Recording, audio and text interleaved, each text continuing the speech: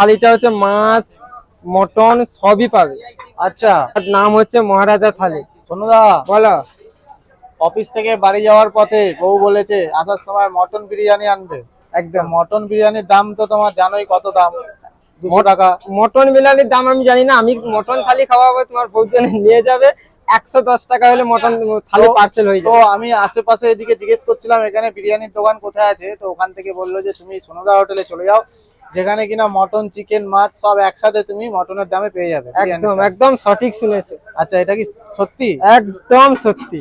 আচ্ছা, তাহলে তুমি দেখাও তোমার কাছে কি থালি আছে।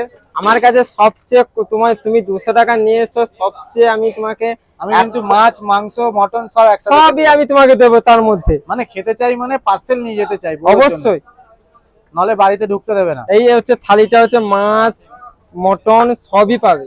আচ্ছা, এই হচ্ছে তার নাম হচ্ছে মহারাজা থালি। আচ্ছা, এটা মহারাজা থালি একদম। এই যে মহারাজা থালি, এর মধ্যে থাকবে 3 রকমের ভাজা থাকবে। 3 রকমের ভাজা? একদম। ভেজ ডাল থাকবে। আচ্ছা, আর 2 রকমের সবজি থাকবে। আচ্ছা, এইটা 2 রকমের সবজি? একদম 2 রকমের সবজি। কি আছে গো, বড় বড় সাইজের? চিংড়ি মাছ আছে, মাছ থাকলে মাছের অপশন থাকবে 5 রকমের। আচ্ছা, 5 রকমের মাছ। ইলিশ মাছ পাওয়া যাবে? না, ইলিশ মাছটা থাকে না। এছাড়া তুমি পাবদা, পমপ্লেট, ট্যাংরা, চিংড়ি, কাতলা, এর মধ্যে 5-6 রকম মাছের অপশনের মধ্যে একটা চুজ করে নিতে পারবে। 2 পিস মটন কমন থাকবে। আচ্ছা, মটন আর কি থাকবে? এর সাথে থাকবে চাটনি থাকবে। আচ্ছা, এইটা চিকেন থাকবে না? কেউ যদি মটন না খায় তার বদলে চিকেন। আচ্ছা, আমি তো শুনলাম মাছ মাংস চিকেন মটন সব একসাথে। একদম। এই তো মটন আছে, চিংড়ি মাছ আছে, এত রকম আইটেম আছে। 11 রকম আইটেম দিয়ে মাত্র 180 টাকা থালি। কি বলছো, 180 টাকা? একদম।